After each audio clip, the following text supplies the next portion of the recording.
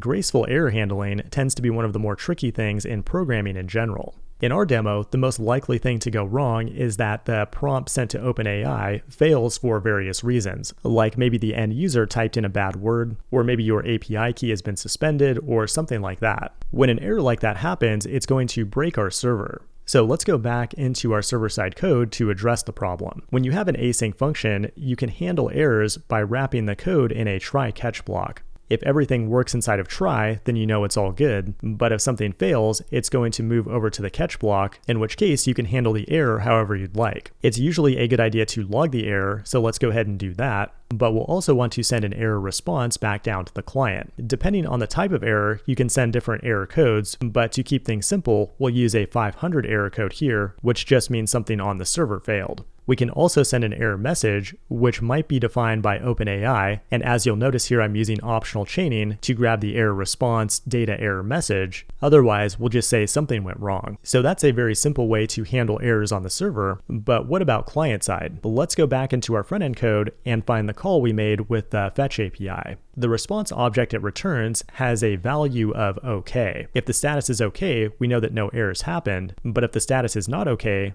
then we know something went wrong, which means we can handle these two possibilities in a conditional statement. If the response is okay, then we'll just run the code that we had previously, but if it's not okay, then we'll await the response text, which will be the error message, then we can alert that error in the browser. And that's basically all there is to it. If we go back into the application and try to use a bad word in the prompt, like Elon Musk, then we should get this alert saying the prompt may contain text that is not allowed by our safety system. Congratulations, you just built a basic web application using vanilla JavaScript. At this point, you could run the npm run build command to convert your JavaScript into a single bundle, and then deploy it to a hosting site like Firebase Hosting, Vercel, or whatever you prefer. Vanilla JavaScript is usually not the most efficient way to build web applications, but it's something that I recommend that every developer does before jumping into a front-end framework like React, Angular, Vue, and so on. It's important to understand how these lower-level browser APIs work before relying on a framework to do most of the heavy lifting. As a final note, I just want to say thank you for taking this course, and I look forward to seeing you in the next one.